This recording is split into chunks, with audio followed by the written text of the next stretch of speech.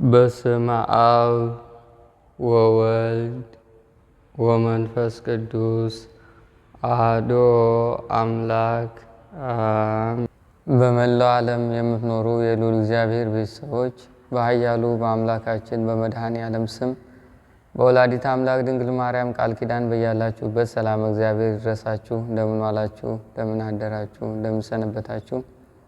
ኃያሉ አምላካችን መድኃኔ ዓለም በቸርነቱና በምሕረቱ ለዚህ ሰዓት ስላደረሰን ክብርና ምስጋና አምልኮትና ውዳሴ ለሱ ይሁን፣ አሜን። ዛሬ እንደ ኃያሉ አምላካችን መልካም ፈቃድ የምንማማርበት ርዕስ የሚሆነው እንቅልፍ የሚነሱ እና የሚያስጨንቁ አይነ ጥላ በሚል ይሆናል።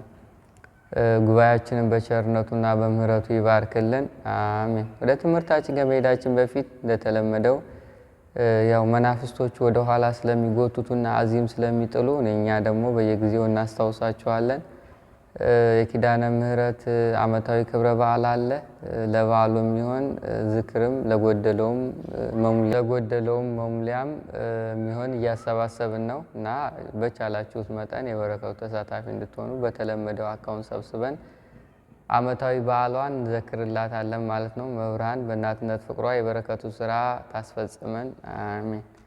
ወደ ትምህርታችን ስንመለስ ከክፉ መናፍስት ውጊያ መካከል አንዱ የሰው ልጅ የሚጎዱበትና በስነ ልቦና ወደ ኋላ እንዲጎተትና እንዲጨነግፍ የሚያደርጉበት ትልቁ መንገዳቸው አንዱ እንቅልፍ መንሳትና ማስጨነቅ ነው።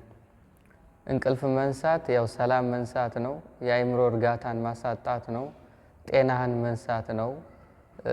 እንቅልፍህን ሲነሱ በተረጋጋ ሁኔታ ቀጣዩን ጊዜና የብርሃን ህይወትህን እንዳታከናውን የሚያደርጉበት መንገዳቸው ነው። ማስጨነቅ ደግሞ እድሜን ማሳጠሪያ መንገዳቸው ነው። እያስጨነቁ አእምሮህን ማደንዘዝ፣ እያስጨነቁ የውስጥ ሰላምህን ማናገት፣ እያስጨነቁ ነገ ላይ እንዳሰራና የእግዚአብሔር ምሕረት እንዳታስብ ማድረግ፣ እያስጨነቁ በረከትህን መንሳት፣ እያስጨነቁ ውስጣዊ ህይወትህን ማቀጨጭ፣ በስነ ልቦናና በስነ የአካል በቁመና ላይም መጉዳት፣ ይሄ ትልቁ ውጊያቸው አካል ነው እና በጭንቀት ውስጥ አልፈው ነው እንቅልፍ የሚነሱት። እንቅልፍ መንሳት የጭንቀት መነሻው ነው። አንድ ሰው እንቅልፍ ካጣ እረፍት ስለሚያጣ እንቅልፍ ካጣ በሳይንሱም ዓለም እስከ 8 ሰዓት ነው መሰለኝ መተኛት አለባችሁ ይባላል። ያ ከጠፋ ሙሉ ለሙሉ አካሉ ብዙም አይሰራም። ይሄ የውጭ ገጽታችን ራሱ በብዙ ተንቀሳቅሶ ወደ ስራ አይገባም። እንኳን የውስጥ የአእምሮና የውስጥ አካላችን ስራ ይቅርና። ስለዚህ አይነ ጥላዬን በደንብ አድርጎ ይጠቀመዋል። እንቅልፍ መንሳት፣ በመንሳት ውስጥ ማስጨነቅ፣ በማስጨነቅ ውስጥ የተሰጠን ስጦታ ማጥፋት፣ እድሜን ማበላሸት፣ አቅጣጫን መቀየር፣ ውስጣዊ የሆነ የህይወትን መርህ ማሳት፣ የነፍስን መዝገብ መዝጋት፣ ከአምላክ ጋር ያለ የእምነትና የተስፋን ኃይል ማጥፋት፣ ይህ በጭንቀት በኩል የሚመጣ ነው። ሰው ሲጨነቅ እምነቱን ይሸረሸራል። ሲጨነቅ የውስጥ ሙላቱን ያጠፈዋል። ሲጨነቅ ግራ ትጋባለህ። ግራ ስትጋባ ደግሞ መናፍስት የበለጠ ይሰራል፣ ሰራዊት ይስባል፣ ኃይሉን ያደራጃል፣ እስራቱን ያጠነክራል። ይህ በጣም አስቸጋሪ የሆነ የመናፍስት ውጊያ ነው። በመጽሐፍ ቅዱስ ላይ ዳዊት የሆነ ጊዜ እንዲህ የሚል ቃል ተናግሯል። መዝሙረኛው ዳዊት 46:10 ላይ እረፉ፣ እኔም አምላክ እንደሆንኩ እወቁ፣ ወደ እኔም ቅረቡ ይላል። አሁን እረፉ አለ። ማረፍ በማን ላይ? በእግዚአብሔር ላይ እረፍት። በእግዚአብሔር ላይ ማረፍ እምነትንና ሐሳብን በሱ ላይ መጣል ነው። በእቅፉ ውስጥ መኖር ነው። እጁ ላይ መዳፉ ላይ ሙሉ ለሙሉ በሱ ቁጥጥር ውስጥ መሆን ነው። ሕጉን መጠበቅ፣ ስርዓቱን መጠበቅ ነው። የእግዚአብሔር የሆነውን ስንጠብቅ እሱ የኛ የሆነውን ይጠብቃል። የእግዚአብሔር የሆነውን ስናከብር እሱ የኛን ሕይወትና ማንነታችን ያከብራል። የእግዚአብሔር የሆነውን ቦታ ስንሰጠው እኛም በሱ አይን የታየን በእጁ የተጠበቅን በሰማይ ስፍራ ቦታ ያለን በስላሴ ልብ ላይ ቦታ አለን ማለት ነው። ስለዚህ ማረፍ በእግዚአብሔር ላይ ነው። በእግዚአብሔር ላይ ስናልፍ ጭንቀቱም እንቅልፉም የጎደለውም ይሞላል። ጭንቀቱ ይጠፋል፣ እንቅልፉ ይመጣል። ስናርፍ ነው ታዲያ ማረፍ ሲባል ልብን በሱ ላይ ይመጣል። አሁን የትኛውንም የመናፍስት ውጊያ ለማሸነፍ በእግዚአብሔር ላይ ማረፍ ያስፈልጋል።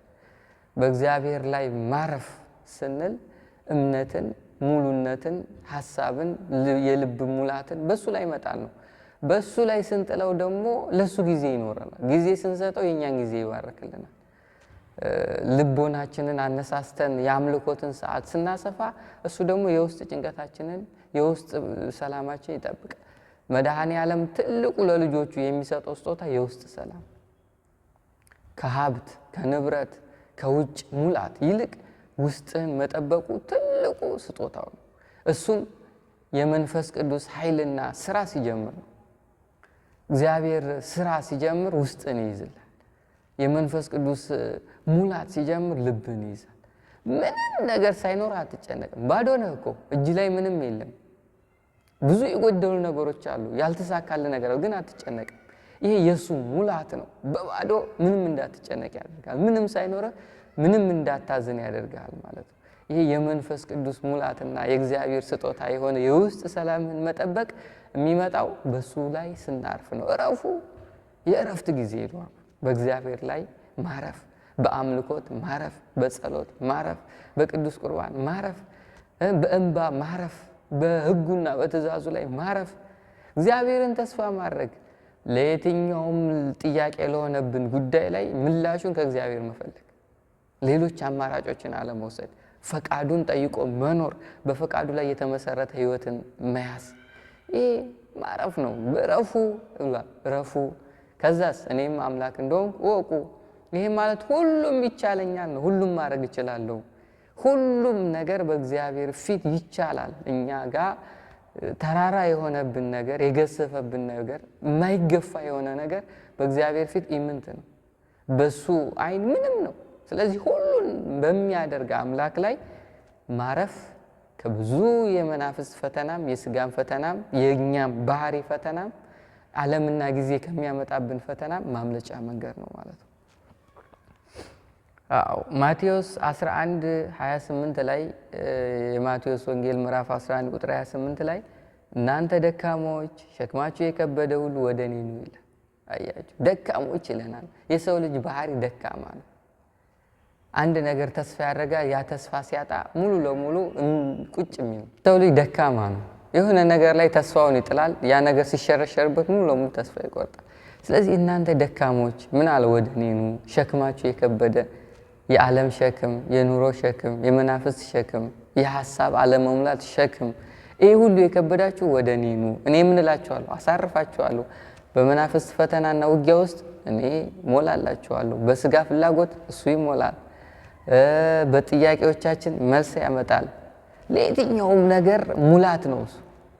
መድኃኔ ዓለም ኃይል ነው። በራሱ ስሙ ኃይል ነው። እሱ ኃይል ነው። መድኃኔ ዓለም ሲመጣ ክብር አለ።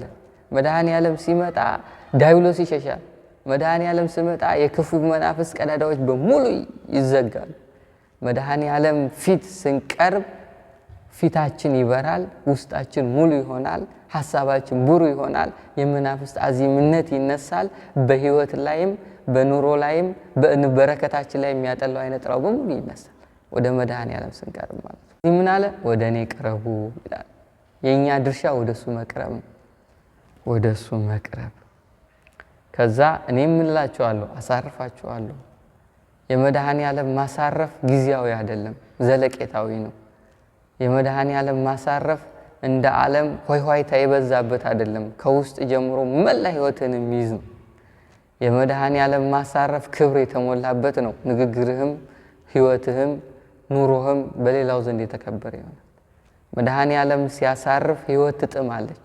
የህይወትን ጣዕም ትቀምሰዋለህ። መኖር በራሱ ሙሉ ያደርጋል። መኖርን የሚያጣፍጠው መድኃኔ ዓለም ነው። መኖርን ትርጉም የሚሰጠው እሱ ነው።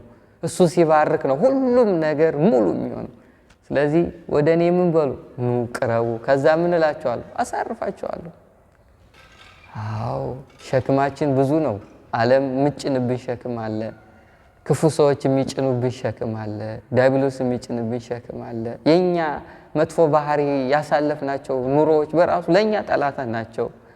አንዳንዴ አንደበታችንም ሸክም ይጥልብናል። እየቀበጣጠርን የምናስቀምጣቸው መዝገቦች ብዙ ናቸው። ይሄ ሁሉ ሸክም የከበዳችሁ ኑ ወደ እኔ፣ ሰላማችሁን በዚህ ያጣችሁ ኑ ወደ እኔ፣ የሰላም አምላክ ነውና። በረከት ያጣችሁ ኑ ወደ እኔ፣ የበረከትን መንገድ መክፈት የሚችል አምላክ ነው። አዎ ዋናው ነገር ወደ ማን መቅረብ ነው? ወደ እግዚአብሔር። ወደ እኔ ምን በሉ? ቅረቡ። ምን ይላል? እኔም አሳርፋችኋለሁ፣ እረፍትን እሰጣችኋለሁ። የነፍስ እረፍት፣ የውስጣዊ የህይወት እረፍት፣ የአእምሮ እረፍት፣ የውስጥ ማንነት እረፍት እሰጣችኋለሁ። መድኃኔዓለም ሲያሳርፍ እንዲህ ነው። ከዛ ሐዋርያው ቅዱስ ጳውሎስ ደግሞ ፊልጵስዩስ 4:6 ላይ ጌታ ቅርብ ነው፣ በነገር ሁሉ በጸሎት በምልጃ ከምስጋና ጋር በእግዚአብሔር ዘንድ ልመናችሁን አስታውቁ እንጂ በአንዳች ነገር አትጨነቁ አለ። በአንዳችም ነገር ነው። እንግዲህ ብዙ የሚያስጨንቅ አለ። የሰው ልጆች ጎድሎትና ለመጨነቅ የሚዳርጉ ብዙ ቀዳዳዎች አሉ። ግን በዚህ ሁሉ አትጨነቁ። ግን ምን ይላል? ጌታ ቅርብ ነው፣ ይሰማል ማለት ነው። በነገር ሁሉ በጸሎት በምልጃ ከምስጋና ጋር እግዚአብሔር ዘንድ ልመናቸውን አስታውቁ። እየጸለያችሁ እየለመናችሁ እያመሰገናችሁ የሚያስጨንቃችሁን ነገር በፊቱ አቅርቡ እንጂ በአንዳች ነገር አትጨነቁ። ምን ይላል? ለምን? ጌታ ቅርብ ነው፣ ይሰማል፣ ይመልሳል፣ ጭንቀትን ያስወግዳል ማለት ነው። እና ይሄ መጽሐፍ ቅዱስ የተስፋ ቃል ነው፣ መኖሪያ ነው፣ መመሪያ ነው፣ ህይወት ነው። መጽሐፍ ቅዱስ በራሱ የእግዚአብሔር ቃል ነው፣ የመድኃኔዓለም ድምፅ ነው። እና በዚህ ውስጥ ግን መናፍስት እንቅልፍ የሚነሱና የሚያስጨንቁ አይነ ጥላዎች አሉ። ይሄ አይነ ጥላ በብዙ መልክ ነው የሚሰራው። አንዳንዶቹ ትዳርና የእውቀት የትምህርት የተለያዩ እድሎች ይዘጋሉ፣ ያጠላሉ። አንዳንዶቹ ደግሞ ሰላምንና የውስጥ እርጋታን ይነሳሉ፣ እሱም በማስጨነቅና ግራ በማጋባት ነው። አንዳንዶቹ አይነ ጥላዎች አይንን ይጋርዳሉ፣ ወደ በሽታ ይዳርጋሉ፣ ደዌ ይሆናሉ። ግን ሁሉም ሰው ላይ ይሄ አይነ ጥላ ያጠላል። ሁሉም ሰው የሆነ ጎደሎ አለበት። ወይ በረከቱ ተይዟል፣ ወይ ሰላሙ ተይዟል፣ ወይ እውቀቱ ተይዟል፣ ወይ አእምሮው ተይዟል፣ ወይ ሰላሙ ተይዟል፣ ወይ እርጋታው ተይዟል፣ ወይ ፈዟል፣ ወይ አዚም ተጭኖታል። ይሄ ሁሉ የአይነ ጥላ ስራ ነው። እንደ ስም ዝም ብለን ቀለል አድርገን አይነ ጥላ ብለን እንደምንጠራው አይደለም። አሰራሩና በትውልድም በሀገርም በህብረተሰብም ላይ ያለው ጉዳት በጣም ከባድ፣ ማጥላት፣ መዝጋት፣ መደምሰስ፣ መቅበር፣ ይሄ የአይነ ጥላ ቋንቋዎች ናቸው። እድልህን ላይ ማጥላት፣ እድልህን መቅበር፣ እድልህን መሰረስ።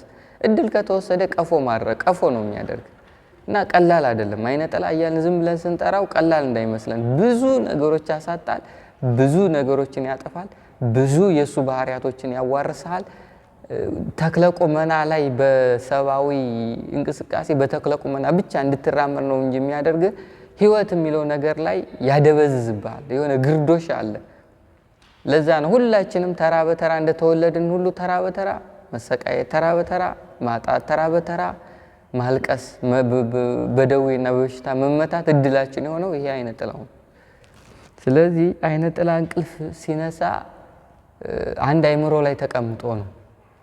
ሁለት እንቅልፍ የሚነሳው አቅም ሲያገኝ ነው። አቅሙ ኃጢአትና በደል፣ ግፍ፣ ዝሙት፣ እርኩሰት፣ በተለያየ በደልና ኃጢአት ነው በአጠቃላይ ጠቅለል ስናደርገው። ይሄን ሲያገኝ እንቅልፍ ይነሳል። የትኛውም መንፈስ ለመስራት ቅድመ ሁኔታ አለው። ቅድመ ሁኔታው ኃጢአት፣ ግፍ፣ በደል፣ እርኩሰት፣ ህገ እግዚአብሔር መጣስ፣ መራቅ። እነዚህ ተቃራኒ የሆኑ ደግሞ ጸሎት፣ በረከት፣ ኃይል ካለ ምንም አይነካም። መጀመሪያ አሰራሩ እሱ ያለህን አጥፍቶ ኃጢአት ውስጥ ከቶ ነው የሚሰራው። በዚህ መንገድ ነው። የሆነ ስህተት ውስጥ እስካልገባን ድረስና የሱን ፈቃድ እስካላደረግን ድረስ መናፍስት አይፈትነንም። እና እንቅልፍ የሚነሳው መጨረሻ ላይ ውጊያ ላይ ተዋግቶ ውጤቱ ነው የሱ። ብዙ ነገሮች ቀድሞ ሰርቷል እዚህ ደረጃ ላይ ለማድረስ እንቅልፍ ለመንሳት ብዙ ነገሮችን አጥፍቷል። ዛሬ ሌሊቱን ሙሉ እንቅልፍ አተን እንድታድር ለማድረግና ለማስጨነቅ። ስለዚህ አንድ እንቅልፍ የሚነሱ አይነ ጥላ መቀመጫቸው አይምሮ ላይ ነው። ሁለተኛ ደግሞ ያጣነውን ነገር እያሰላሰልን ነው እንቅልፍ እንዲጠፋ የሚያደርጉት። ሶስት የጎደል ነገር ላይ እንድናተኩር ያደርጋሉ፣ እንድንናደድ፣ እንድንበሳጭ፣ ተስፋ እንድንቆርጥ መጨረሻ ላይ። ይሄ መነሻቸው ነው። ይሄን ለማቆም ታዲያ ግዴታ የእግዚአብሔር ኃይል ያስፈልጋል። ትልቁ እንደዚህ አይነት ፈተና ሲመጣ ማምለጫ መንገድ ማሰር ነው። ማሰር አንድ በእንባ በሱባኤ በልመና ሰማያዊ ኃይላትና የምንወዳቸውን ጻድቃንና ሰማዕታትን በመጠየቅ እንዲያስሩልን። በእንባ በተለይ እንባ ብዙ ነገሮችን ያከሽፋል፣ መናፍስንም ያስራል፣ ምስጢርም ይገልጣል፣ እግዚአብሔር እንዲቀርበን ያደርጋል። ልብ ሲሰበር ስለሆነ ብዙ ነገሮችን ምላሽ ያመጣል። ስለዚህ በእንባ ሆነን መብርሃን እንድታስርልን ከጠየቅናት ይታሰራል። ከዛም በላይ ጸጋ ያላቸው አባቶች በተለይ መናፍስ መገሰጽ የሚችሉ መድኃኔዓለም ጸጋውን ያሳደረባቸው አባቶችን አግኝተን እንዲያስሩልን ከጠየቅን ይታሰራል። እነሱ ሲያሳልሙን ሁሉ ይታሰራል፣ ሲያጠምቁን ይታሰራል፣ በቃላቸው ይታሰራላቸው። መድኃኔዓለም ነው የሚሰራው። እኛ ያው አባቶች እነሱ ለመድኃኔዓለም እንዲሰራባቸው ዝግጁ ነው ተገኙ። ስራው የመድኃኔዓለም። ከዛ በተጨማሪ ከማሰር ደግሞ በመቁጠሪያ መቀጥቀጥ፣ አይምሯችንን ላይ በስግደት ማበርታት፣ ቅዱስ ቁርባን በተደጋጋሚ ርዕስ ሰጥቶ መውሰድ፣ እንቅልፌን መልስልኝ እያሉ በአንዴም ባይሆን በብዙ ጸሎት፣ በብዙ ስግደት፣ በተደጋጋሚ ቅዱስ ቁርባን በመቀበል የእንቅልፍ ፈተናው ይጠፋል። ማስጨነቅ ደግሞ ቅዱስ ቁርባን ስንወስድ ይጠፋል። ማስጨነቅ ደግሞ ስንጸልይ ይጠፋል። በተለይ ከልብ ስለሚጀምር ቶሎ ብለን ካወቅንበት በመቁጠሪያ ብንቀጠቅጠው ጭንቀቱ ይጠፋል። ወይም የመነኮሳት ጸሎት አለች፣ የድንግል ማርያም ልጅ ኢየሱስ ክርስቶስ ወይ ማረኝ። ይሄ ጸሎት ብንደጋግመው የጭንቀቱ ኃይል ይጠፋል። የድንግል ማርያም ልጅ ኢየሱስ ክርስቶስ ማረኝ፣ የልዑል እግዚአብሔር አብ ልጅ ኢየሱስ ክርስቶስ እኔን ኃጢአተኛውን ባሪያህን ማረኝ። ይሄ ጸሎተ ኢየሱስ ይባላል። በግብጽ በተለይ መነኮሳት እንዳይጨንቃቸው በዚህ ጸሎት ነው የሚያልፉት። የጭንቀቱን ኃይል በዚህ ጸሎት ያልፉታል። የልዑል እግዚአብሔር አብ ልጅ ኢየሱስ ክርስቶስ እኔ ኃጢአተኛውን ማረኝ፣ የልዑል እግዚአብሔር አብ ልጅ ኢየሱስ ክርስቶስ እኔ ኃጢአተኛውን ማረኝ ስንል ስም አለ፣ ልዑል እግዚአብሔር አለ፣ ኢየሱስ ክርስቶስ አለ፣ ማረኝ አለ። ስሙ ጭንቀቱን ያጠፈዋል። ስሙ ዲያብሎስን ያርቀዋል። ስሙ ያስረዋል። ስሙ ሐሳቡን ይበትንበታል። ስሙ ኃይል ሆኖ የዲያብሎስን ኃይል ይሽራል። ስለዚህ የጭንቀቱን ኃይል በዚህ ማለፍ እንችላለን። ብዙ ስለ ጭንቀትና ስለዚህ ተምረናል። ግን ትልቁና ዋናው አይነ ጥላ እንቅልፍ ሲነሳን መፍትሄው ማሰር ነው። የምናስረው ደግሞ እኛ ጸጋው ላይኖረ ስለሚችል ጸጋ ያላቸው አባቶች በተለይ በፈውስ ደረጃ የሚያገለግሉ አባቶች 1 2 ሰማያዊ ኃይላትን መለመን እና አቡነ ተክለ ሃይማኖትን የምንወደውን የምንዘክረውን የምናለቅስበትን ጻድቅ እንዲያስርልን በእንባ መጠየቅ፣ በሱባኤ መጠየቅ፣ በጸሎት መጠየቅ፣ በቅዱስ ቁርባን መጠየቅ፣ በተለያዩ በለመድናቸው መንፈሳዊ ልምምዶች መጠየቅ ክፉ መንፈስን ያስሯል። ለየትኛውም ለተቸገርንበት ነገር ላይ በእንባ ሆነን ከጠየቅን ወዳው ምላሽ ይመጣል። ለዚህ ማሰር ነው መፍትሄው፣ እንቅልፍ ለሚነሱ አይነት ጥላዎች ማለት ነው። ያው ስታስረው ቻናሉን ቀይሮ ውጊያ ይከፍታል። ዞር ብሎ ሌላ ውጊያ ደግሞ ያመጣል። ያው እሱን ደግሞ ትታገላለህ።